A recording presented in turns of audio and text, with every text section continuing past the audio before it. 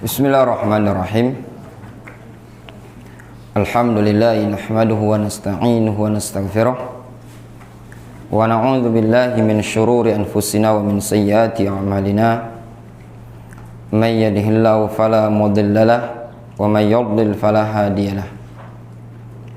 Wa asyhadu an la ilaha illallah wahdahu la syarika lahu wa asyhadu anna Muhammadan abduhu wa rasuluhu sallallahu alaihi wa ala alihi wa ashabihi ajma'in, amma ba'd.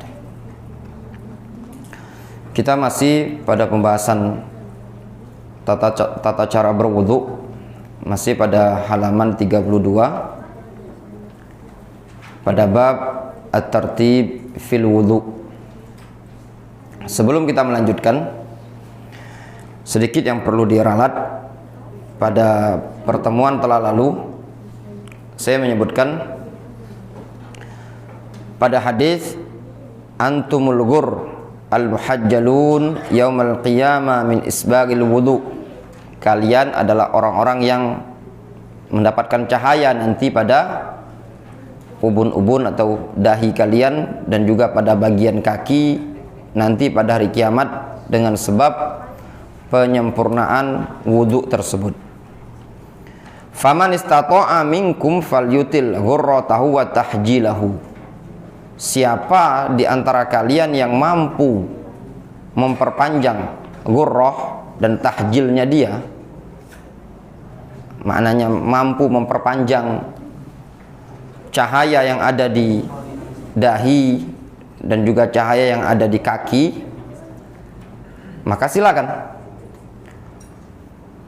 Saya mengatakan kemarin, ini mudraj dalam ilmu mustalah hadis. Mudraj kalam tambahan, bukan sabda Rasul. Pada lafaz faman istata'a minkum falyutil ghurratahu wa tahjilahu adalah tambahan dari Abu Hurairah. Itu yang sahih. Mudraj min kalami Abi Hurairah, sebagaimana yang disebutkan oleh Imam Syekhul Islam Ibnu Taimiyah dalam Majmu'ul Fatawa. Dinukilkan dalam Majmu'ul Fatawa keterangan dari Syekhul Islam Ibnu Taimiyah, beliau mengatakan ini mudraj min kalami Abi Hurairah. Sedangkan pada pekan lalu ana menyampaikan ini mudraj dari kalamnya Imam Az-Zuhri. Di sini hasal al-iltibas minni, terjadi kesamaran, nyampur. Adapun Zuhri itu mudraj pada pembahasan hadis at-tahannus ketika Rasul Isra atau Rasul ibadah di Gua Hira. At-tahannus itu maknanya at-ta'abbud, itu min kalami Zuhri. Kemudian kita masuk pada bab yang baru, at-tartibu fil wudu. Tartib. Tartib itu maknanya urutan ketika berwudu. Qauluhu, ucapan pernyataan beliau, yaitu kita masih pada pembahasan hadis Humran maula Utsman ibni Affan. Humran menceritakan bahwasanya Utsman minta bawakan air. Kemudian beliau menuangkan air tersebut ke tangan beliau, lalu membasuh tangan 3 kali. Summa adkhala yaminahu fil wudu, kemudian memasukkan tangan kanannya ke dalam tempat wudu tadi. Qauluhu summa, pernyataan summa, lafaz summa, qad akhadha minha ahlul ilmi mura'atat tartib. Sungguh diambil faedah dari lafaz ini oleh sebagian para ulama, mura'atat tartib, agar memperhatikan urutan. Wa huwa mazhabul jumhur, dan itu adalah pendapatnya jumhur ulama. Maknanya berwudu tersebut harus tartib, urutan. Dimulai dari wajah, kemudian tangan, kemudian kepala, kemudian kaki. Berdasarkan urutan yang disebutkan atau yang dipraktekkan oleh Utsman ibnu Affan dan juga yang disebutkan dalam Al-Quranul Karim. Yungzor, bisa dilihat keterangan ini, faedah ini, tafsir Ibnu Katsir inda ayatil wudu, pada ayat wudu dari surat Al-Maidah. Kemudian qauluhu summa masaha bi ra'sihi. Kemudian keterangan Humron yang dia menceritakan kemudian Utsman mengusap bagian kepala. Qala al-Imam An-Nawawi rahimahullahu taala, berkata al-Imam An-Nawawi rahimahullahu taala fi syarhi Muslim, dalam syarah Sahih Muslim, wa ajma'u ala wujubi mashir ra'si. Para ulama sepakat tentang kewajiban mengusap kepala. Lihat di sini, Al-Imam An-Nawawi menukilkan ijma', kesepakatan para ulama bahwasannya kepala tersebut diusap, bukan dicuci atau dibasuh. Al-Imam An-Nawawi ketika beliau menukilkan ijma', ada dua kemungkinan. Bisa jadi ijma' yang dinukilkan oleh beliau ijma' al-fuqaha minal mazahib al-arba'ah, ijma' ahli fikih dari kalangan 4 mazhab. Dikarenakan Al-Imam An-Nawawi termasuk ulama yang tidak muqallid kepada mazhab Syafi'iyah. Dan kemungkinan yang kedua, bisa jadi ijma' yang dinukilkan oleh Al-Imam An-Nawawi ijma' mazhab Syafi'iyah, bahwasannya mengusap kepala hukumnya wajib. Namun kata Imam An-Nawawi, wakhtalafu fi qadril wajibi. Mereka para ulama berbeda pendapat tentang kadar, takaran wajibnya tadi. Seberapa sih minimal sudah dikatakan sah kewajiban tadi? Di sini ada khilaf di kalangan para ulama. Ada yang menyatakan kewajibannya harus ta'mim, merata. Ada yang mengatakan minimal bagian depan. Ada yang menyatakan minimal separuh.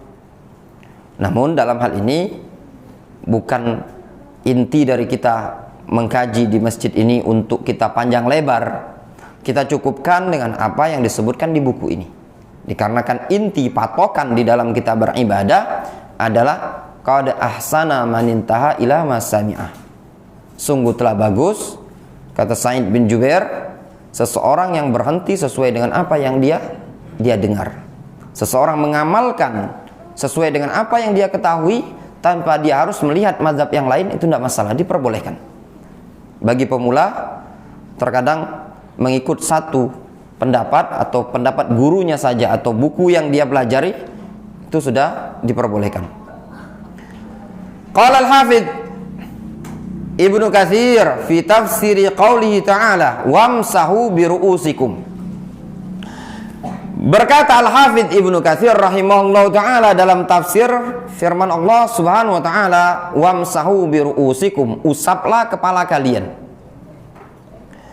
Kata Al-Hafidz Ibnu Hajar, wakhtalafu fi hadhil ba.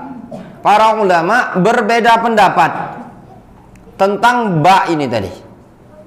Ba pada lafaz wamsahu bi ru'usikum, usaplah kepala kalian, menggunakan bi ru'usikum. Mereka para ulama berbeda pendapat apa makna ba di sini. Itulah dalam indahnya bahasa Arab, satu huruf punya banyak makna.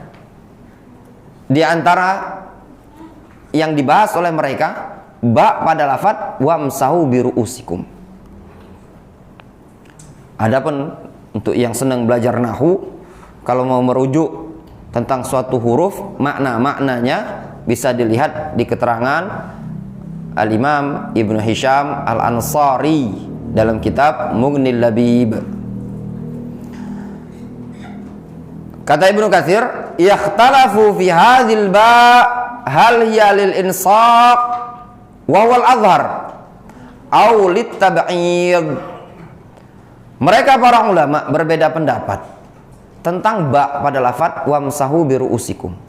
Hal hiya lil ilsaq, apakah ba tersebut bermakna ilsaq, semata-mata nempel, au lit tab'id, atau maknanya tab'id, menunjukkan sebagian.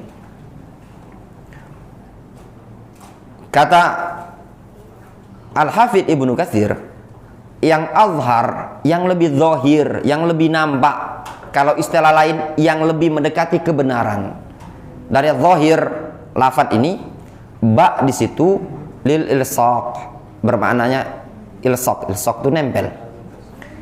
Adapun makna tab'id fihi nadhar. Ini fihi nadhar. Para ulama kalau mengomentari suatu masalah dengan mengatakan fihi nadhar, bahasa kitanya perlu ditinjau ulang, itu menunjukkan pendapat tersebut ada kelemahan paling tidaknya. Al-Imam Al-Bukhari kalau beliau mengomentari seorang perawi dengan mengatakan fihi nadhar, ini dicurigai. Ya, yang diinginkan Bukhari tadi jarhun syadid ataukah jarhun khafif. Minimalnya itu adalah jarah dari Imam Bukhari rahimahullah ta'ala.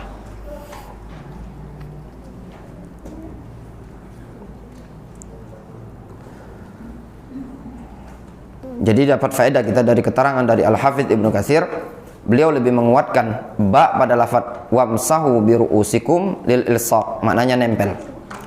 Bawwabal Imamul Bukhari rahimahullah ta'ala. Al-Imam Al-Bukhari membuat babun mashur ra'si kullihi, bab mengusap kepala seluruhnya. Liqaulihi ta'ala wamsahu bi ru'usikum, berdasarkan firman Allah Subhanahu wa ta'ala, usaplah seluruh kepala kalian.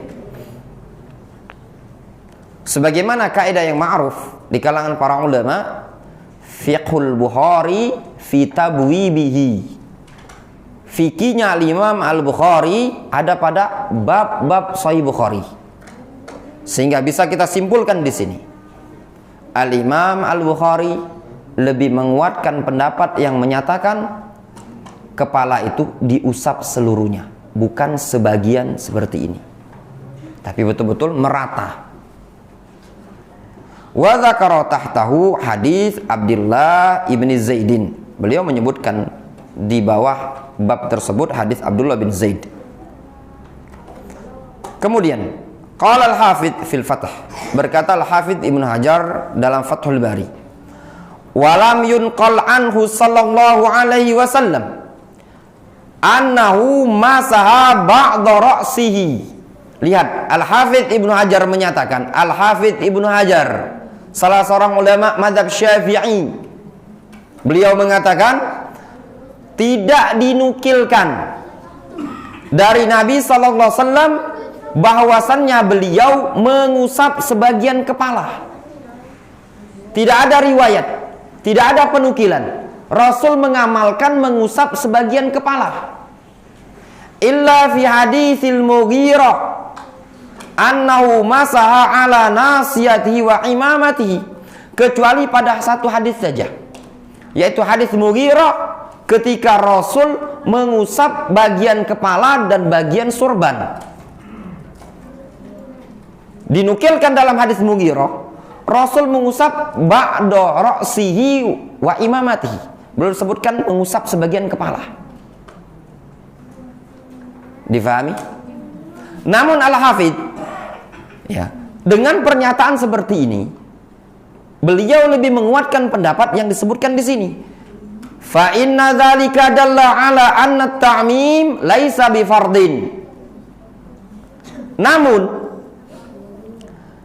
hal yang demikian itu, hadis Mughirah menunjukkan, memberi faedah bahwasannya at-ta'mim, meratakan pengusapan di kepala, laisa bi fardin, bukanlah sesuatu yang wajib.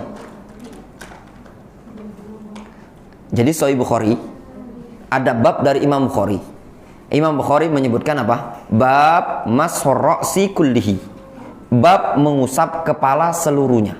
Difahami apa di situ? Imam Bukhari berpendapat mengusap kepala seluruhnya, tidak sebagian. Antum kalau mengusap kepala seluruhnya kan? Seluruhnya. Itu pendapatnya Imam Bukhari.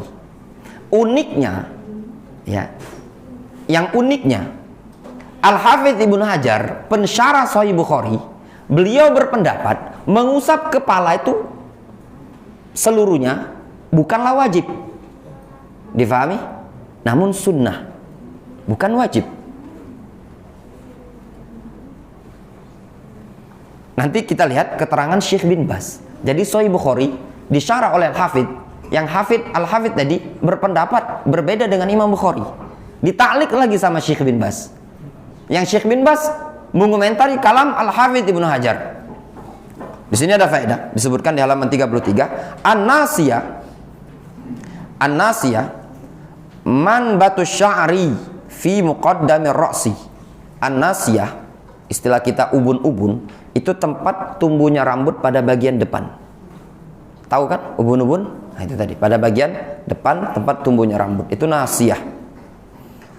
Yungzar lisanul Arab. Bisa dilihat dalam kitab Lisanul Arab. Lisanul Arab ini kitab kamus lah kalau bahasanya.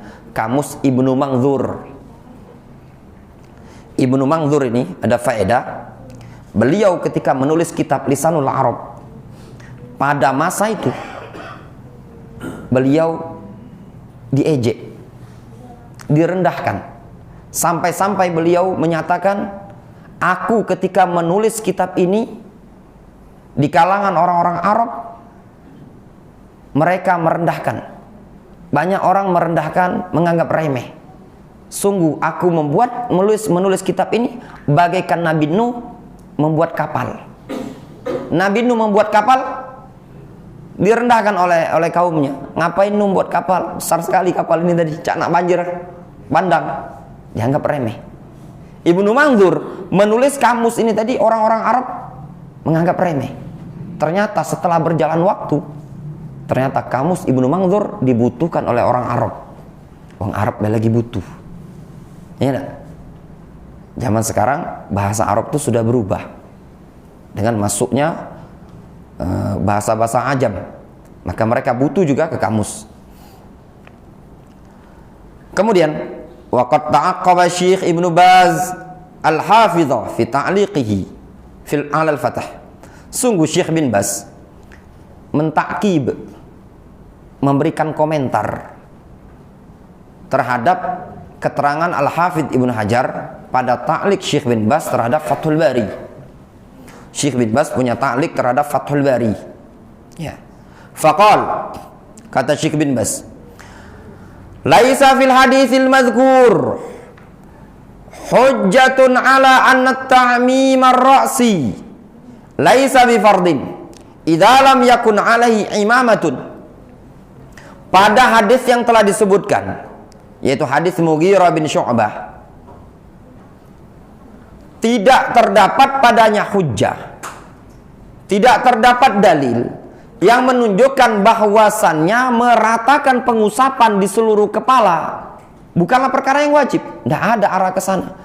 Hadis Mughirah itu cuma menyebutkan Rasul ketika itu mengusap kepala pada saat memakai surban, sebagian tangan beliau menyentuh pada sebagian kepala, sebagian lagi menyentuh bagian imamah. Tidak menyebutkan bahwasannya hadis tersebut menunjukkan mengusap kepala bukanlah perkara yang wajib, cuman menjelaskan kondisi Rasul pada saat berwudu tatkala beliau menggunakan imamah. Sehingga hadis tersebut tidak bisa difahami, kata Syekh bin Baz, bahwasannya mengusap seluruh kepala bukanlah perkara yang wajib tatkala tidak terdapat padanya imamah, surban. Imamah itu surban. Ya. Karena sengaja, anak jarang pakai imamah, sengaja supaya antum yang disebut imamah itu diikat kayak gini, namanya imamah. Ya.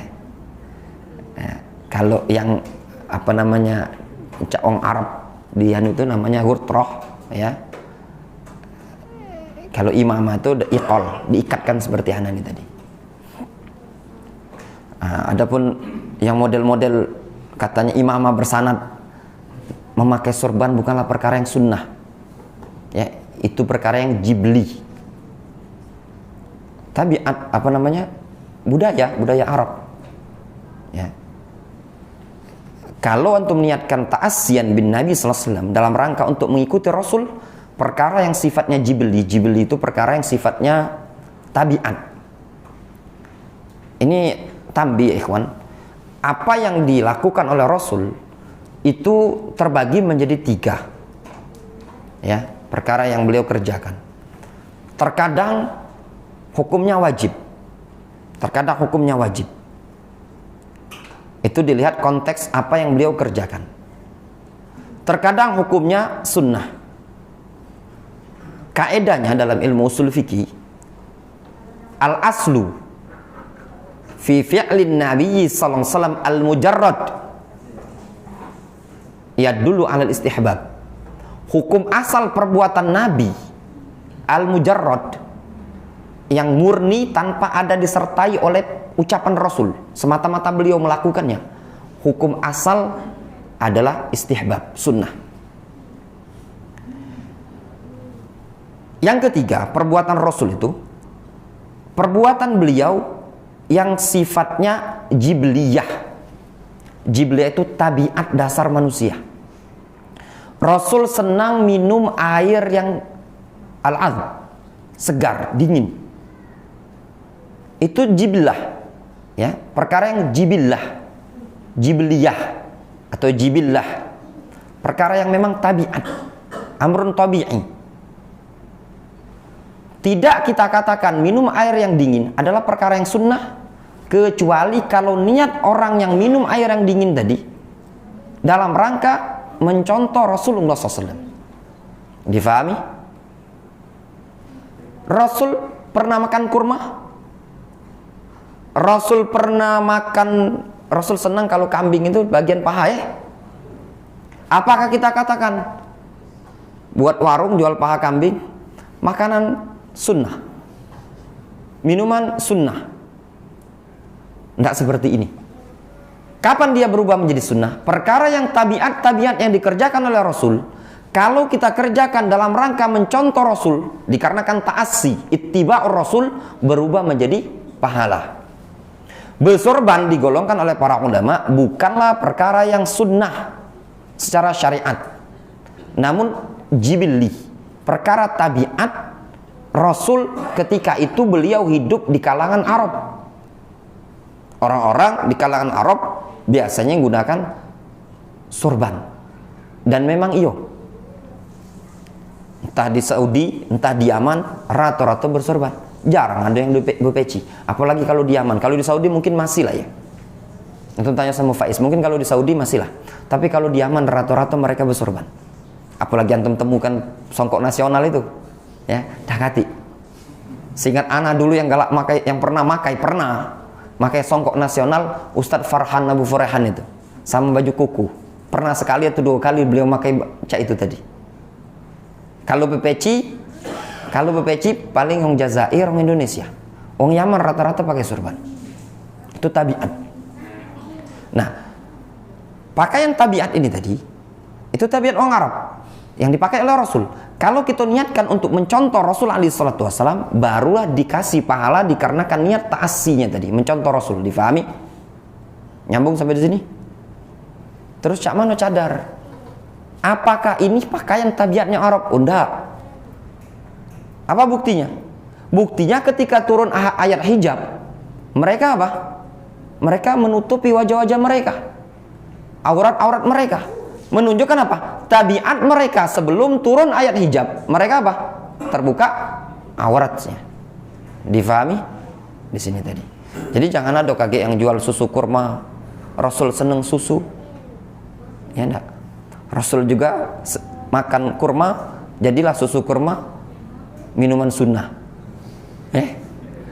Disebutkan dalam hadis, hubbiba ilayya min dunyakum, hubbiba ilayya min dunyakum at-tib, hubbiba ilayya min dunyakum at-tib wan nisa. Ya, dijadikan kecintaan kepadaku dari perkara dunia kalian itu parfum dan wanita. Ya. jangan dikatakan ini parfum sunnah. Ya. Memakai parfum ya, perkara yang sunnah kalau diniatkan ta'asiyan bin Nabi sallallahu alaihi wasallam. Difahami? Ya, amrun tabi'i, tabiat. Hukum asal ya. Hukum asal berparfum. Kecuali pada waktu-waktu tertentu parfum tadi menjadi sunnah memakainya. Difahami? Kapan? Di antaranya Jumat. Di antaranya Id. Kenapa? Masuk kategori anjuran untuk tajammul. Difahami? Tajammul itu berdandan, berhias. Difahami? Ya, atau ketika menggunakan parfum pada saat mengapani jenazah ya, mengkafani jenazah juga hukumnya sunnah.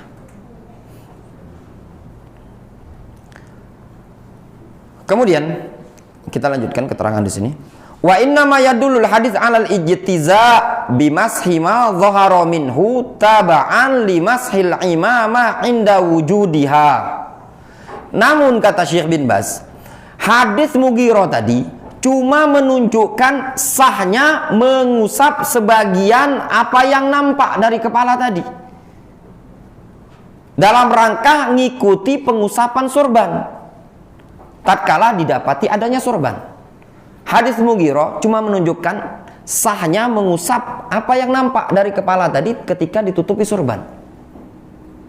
Wa amma inda adamiha, adapun tatkala tidak didapati surban, kepalanya kosongan tanpa surban, cuma pakai peci, fal wajib ta'mimuhu amalan bi hadis Abdullah bin Zaid.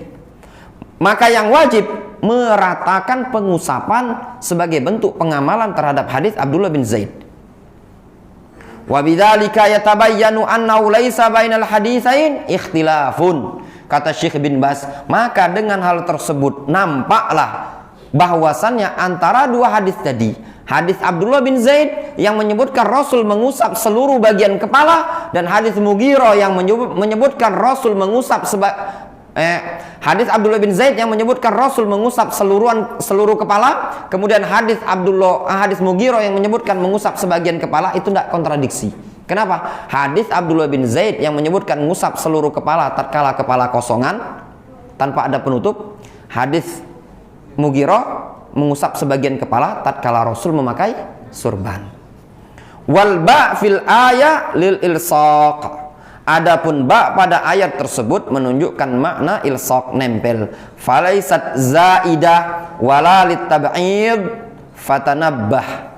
Ba tersebut tidak menunjukkan tambahan, tidak pula menunjukkan sebagian.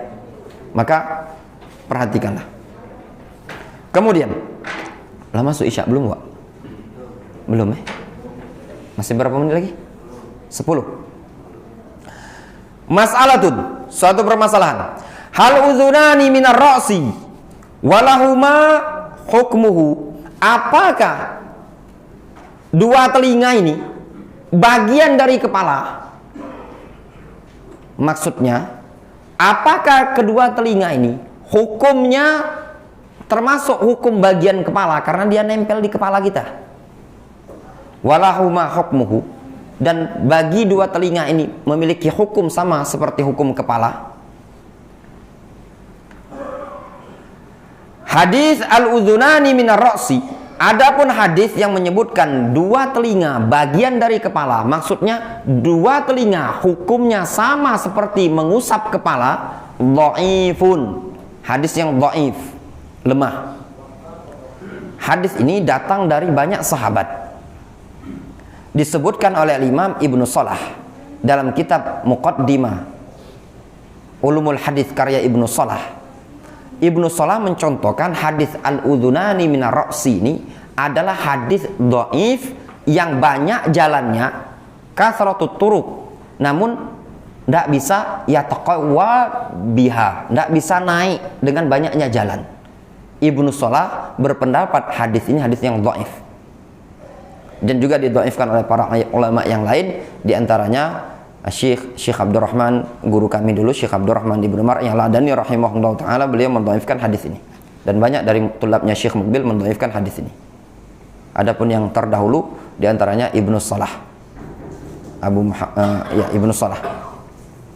Wa ba'dhum yaqul al-udhunani minal wajh. Sebagian para ulama ada yang menyatakan telinga ini, kedua telinganya masuk pada bagian wajah, sehingga hukumnya bagian wajah bukan bagian kepala. Wa yastadillu bima jaa fi hadithi Ali radhiyallahu anhu fi Muslim. Mereka berdalil dengan riwayat pada hadis Ali dalam Sahih Muslim, wa fihi, padanya terdapat lafaz sajada wajhi lilladzi khalaqahu wa sawwarahu wa syaqqa sam'ahu wa basarahu tabarakallahu ahsanul khaliqin.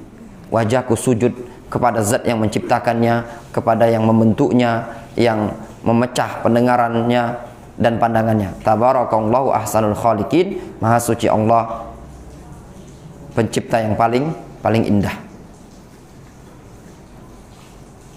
Wa ala kullin, bagaimanapun kondisinya, sawaun qulna annal udhunaini minar ra'si, baik kita berpendapat dua telinga ini bagian dari kepala, au minal wajh, atau bagian dari wajah, fa innahu yustahabbu massuhuma ba'da ra'si binafsil ma alladhi akhadha li ra'si. Maka sesungguhnya disunnahkan mengusap kedua telinga ini setelah mengusap kepala dengan sisa air yang dia ambil untuk kepala tadi.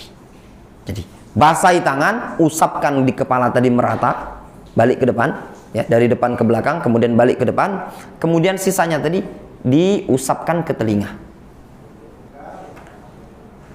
Lima ja'a an Ibni Abbas radhiyallahu anhuma, berdasarkan riwayat dari Abdullah bin Abbas radhiyallahu anhuma, anna nabiyya sallallahu alaihi wasallam masaha bi ra'sihi wa udhunaihi zahirihima wa batinihima, rawahu Tirmidzi. Bahwasanya Rasul mengusap kepala beliau dan telinga beliau, yang dalam dan yang bagian luar. Caranya disebutkan nanti pada hadis yang berikutnya. Wallahu ta'ala alam shawab. Insyaallah kita lanjutkan setelah salat Isya. Bismillahirrahmanirrahim. Alhamdulillah wassalatu wassalamu ala Rasulillah wa ala alihi wa ashabihi ajma'in, amma ba'd. Kita lanjutkan bab kaifiyatu mashir ra'si, bab tata cara mengusap kepala. Tadi pendapat yang kita kuatkan, yang dikuatkan oleh Syekh bin Baz dan juga Al-Imam Al-Bukhari, Ibnu Katsir, bahwasanya kepala itu diusap seluruhnya. Nah, bagaimana tata caranya? Disebutkan di sini afdalu kaifiyatin ma dzakarahu ma dzukira fi hadits Abdullah ibn Zaid. Tata cara yang paling afdol adalah tata cara yang disebutkan dalam hadis Abdullah bin Zaid. Di situ disebutkan bada'a bi muqaddami ra'sihi hatta dhahaba bihima ila qafahu. Beliau, Rasul, memulai pada bagian depan kepala, kemudian diarahkan kepada bagian qafa. Qafa itu tengkuk belakang ini, nah, yang tengkuk, ya, apa tengkuk namanya? Ya, tengkuk itu dari depan, dari tempat tumbuhnya rambut tadi, kemudian ke belakang ke tengkuk. Tsumma raddahuma hatta raja'a ilal makan alladzi bada'a minhu. Kemudian dibalikkan sampai ke tempat awal dia memulai. Ya, normal seperti sebagaimana yang sering antum lakukan, tapi diratakan dengan kedua tangan. Jadi dibasahi, kemudian ditempelkan di bagian ubun-ubun depan, kemudian diarahkan ke belakang, kemudian dari belakang dibalikkan lagi ke depan. Cukup seperti itu, tanpa harus diulangi 2 kali 3 kali, tidak mesti, ya. Cukup yang dipraktekkan oleh Rasulullah SAW sekali pengusapan. Kemudian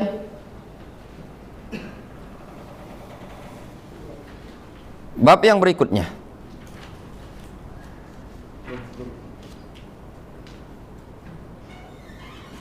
pakaian.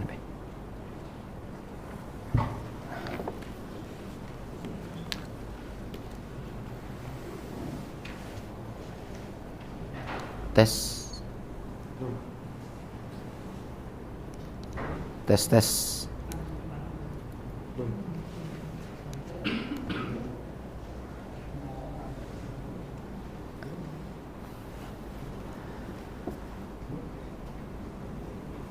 Nggak masalah aja, nggak pakai mic kencang juga udah. Tidak mic luar ini kan, cuma dalam ini kan, nggak masalah. Kalau dalam, umat insya Allah kedengaran lah kan. Wih berat nih mana nih. Wah, besinya ini dicor kalau ini.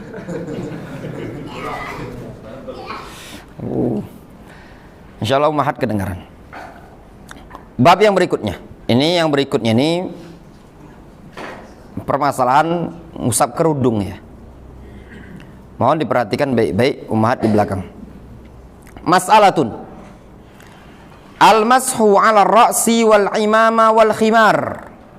Mengusap pada bagian kepala dan pada bagian surban serta bagian khimar. Kepala itu maksudnya tanpa penutup sama sekali. Bagaimana tata cara mengusapnya?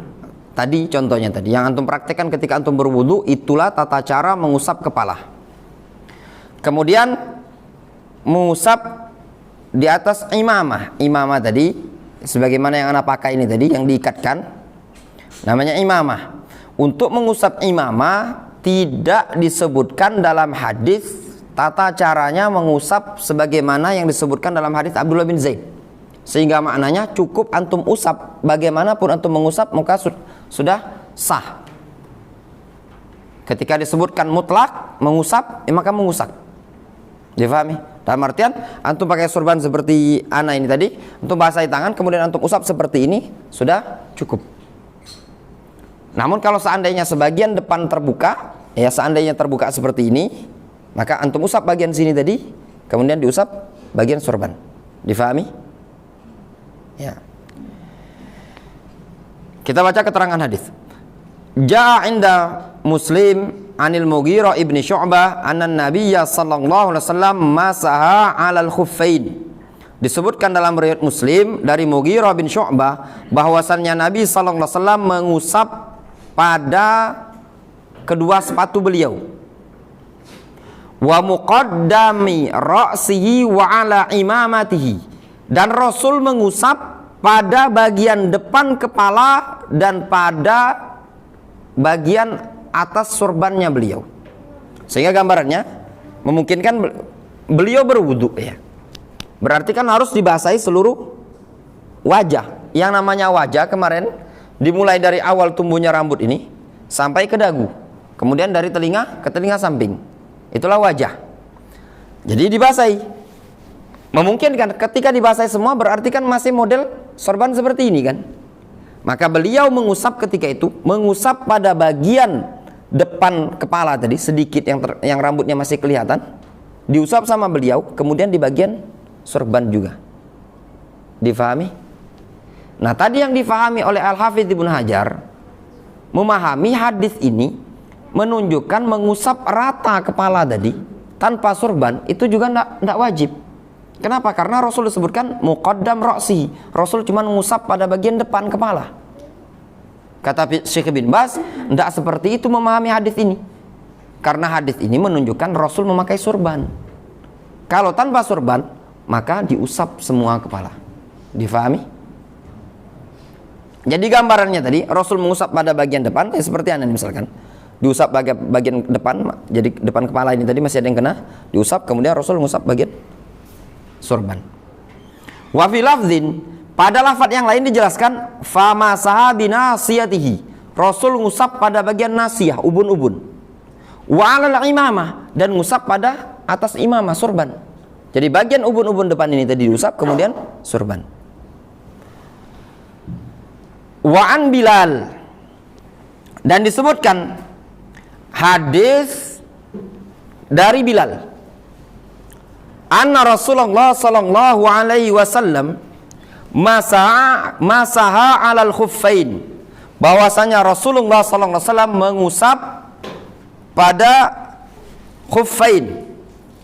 Khuffain itu sepatu, ya. Wa 'alal khimar.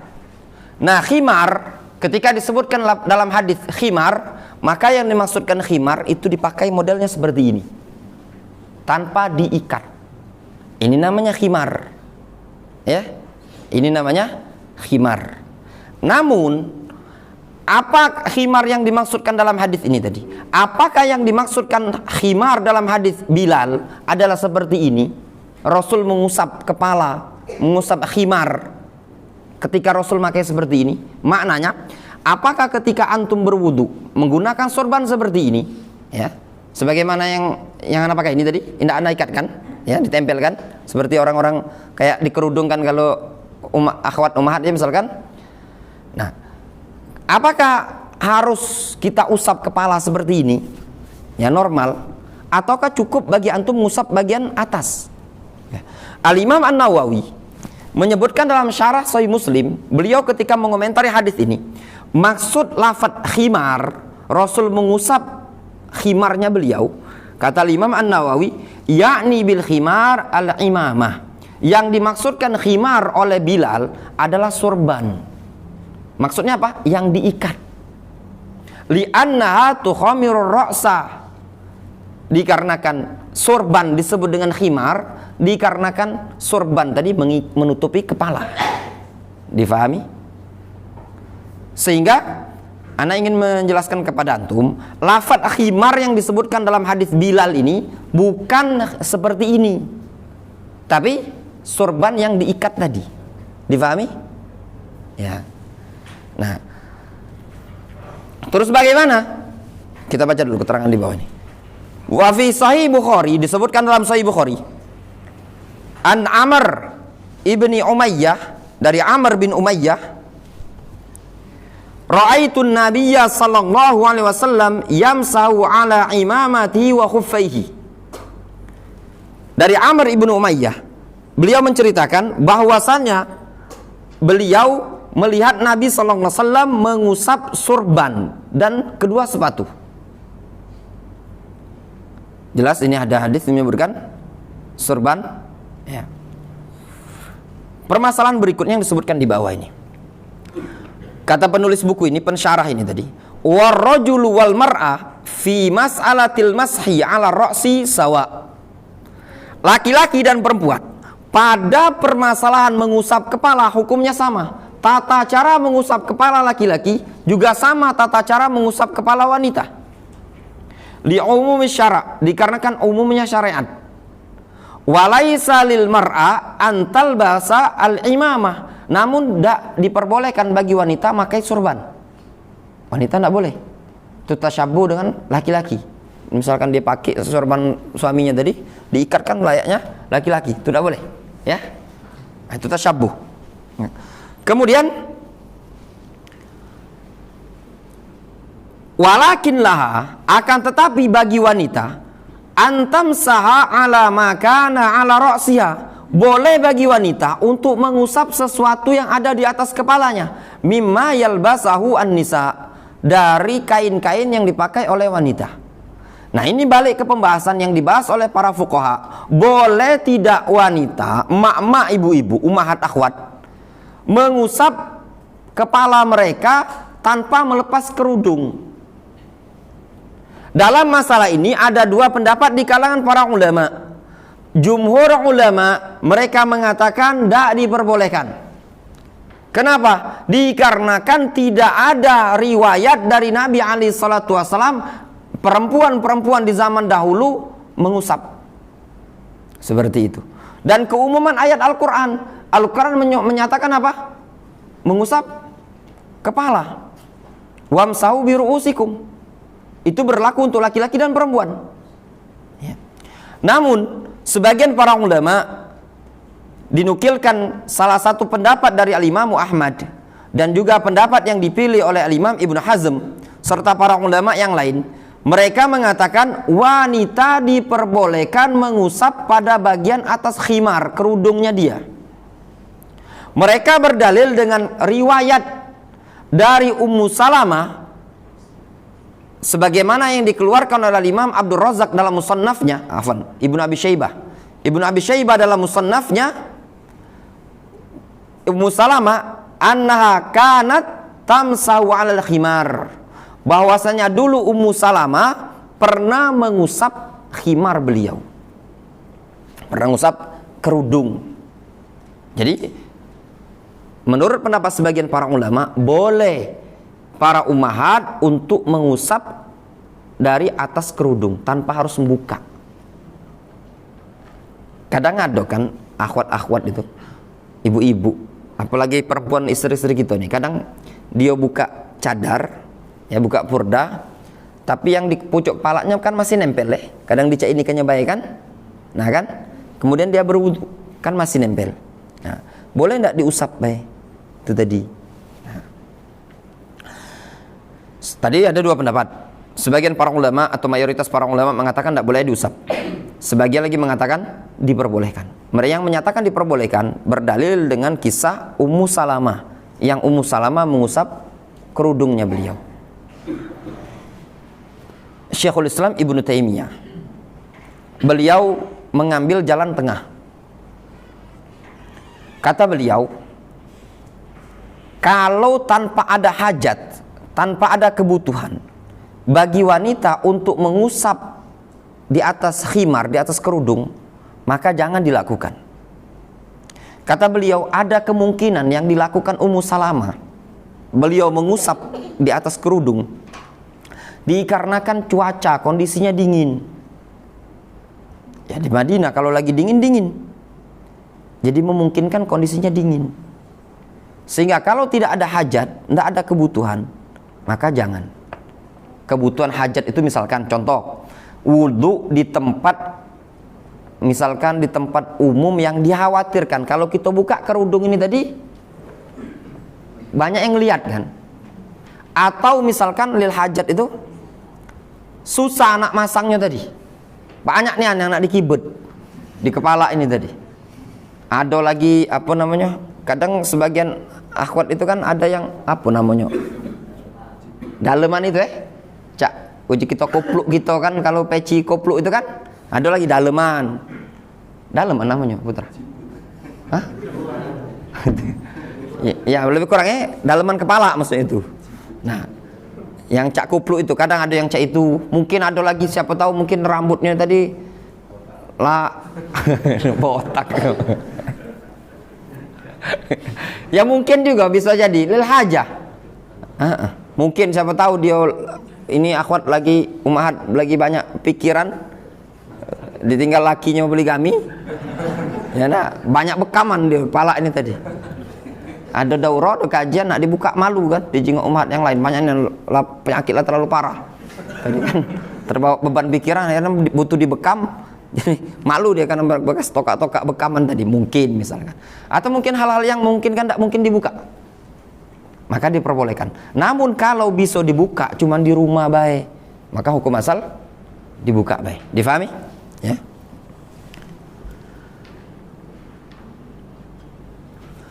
Qauluhu, adapun pernyataan khumron ya, pada lafaz summa ghassala kilta rijlaihi salasan, kemudian Utsman membasuh kedua kaki beliau 3 kali. Taqaddamal kalamu alaihi 'indal hadits tsalis, telah berlalu penjelasannya pada hadis yang ketiga, wailun lil aqabi minan nar, celakalah tumit-tumit dari nerakanya Allah Subhanahu wa taala tatkala tidak tersentuh air. Wa fi qaulihi, sedangkan pada firman Allah Subhanahu wa taala, wa arjulakum minal ka'bain, dan basuhlah kedua kaki kalian sampai kedua mata kaki. Qala al-Imam An-Nawawi, berkata al-Imam An-Nawawi fi syarhi Muslim, dalam syarah Sahih Muslim, al-murada bil ka'bain al-azmani an-nati'ani baina as-saqi wal qadam wa fi kulli rijlin ka'ban. Yang dimaksud dengan al-ka'bain, basuhlah kaki kalian sampai dengan ka'bain. Ka'bain tersebut maksudnya adalah al-azman, 2 tulang, an-nati'ani, yang menonjol, bainas saqi wal qadam, antara telapak kaki dengan betis, karena ada tulang yang menonjol, itulah yang disebut dengan mata kaki. Wa fi kulli rijlin ka'ban, dan pada masing-masing kaki itu ada 2. Kalau seandainya antum cuma punya siko, berarti tidak normal. kemana sebelahnya tadi. Ya, ada 2. Itu yang disebut dengan mata kaki. Nah, membasuhnya tadi dari ujung kaki sampai dengan mata kaki tadi. Mata kaki tadi harus basah kalau. Qala Ibnul Athir, berkata Ibnul Athir rahimahullahu taala, al-ka'bani al-azmani an-nati'ani 'inda mafsilis saq wal qadam 'anil janbain. Al-ka'ban adalah 2 tulang yang menonjol ketika atau pada persendian betis dan kaki, pada 2 sisi kaki. Wa dhahaba qaumun ila annahuma al-azmani alladzani fi dhahril qadam. Sebagian orang berpendapat al-ka'ban, ya, mata kaki itu adalah tulang yang ada di sisi telapak kaki. Wa huwa madzhab Syiah, itu mazhabnya orang-orang Syiah. Orang Syiah menganggap Ka'ab, ya, mata kaki itu adalah tulang yang ada di sisi kaki, sisi telapak itu. Nah, itulah katanya mata kaki.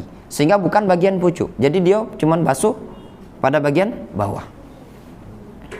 Faedah. Ittafaqal jumhur ala annahu yakfi fi ghuslil a'dha fil wudu wal ghusli jarayanul ma 'alal a'dha. Sepakat jumhur ulama sepakat ala annahu yakfi, bahwasannya cukup fi ghuslil a'dha, ketika membasuh anggota wudu, wal ghusl, ketika mandi janabah, jarayanul ma, mengalirnya air, alal a'dha, pada anggota wudu atau anggota badan. Difahami? Jumhur mengatakan cukup bagi seseorang ketika berwudu semata-mata mengalirkan air di anggota wudunya tadi. Contoh misalkan, kalau tangan ini tadi sama dia bak mandi, dicelupkannya cak ini, menurut jumhur sah. Difahami? Sah. Di bawah keran, ditaruhnya tangan ini, tangan sebelah, dialirkan air tadi di bawah keran tanpa digosok, menurut jumhur sah. Difahami? Wala yushtaratu ad-dalku, tidak dipersyaratkan untuk digosok-gosok, itu menurut jumhur.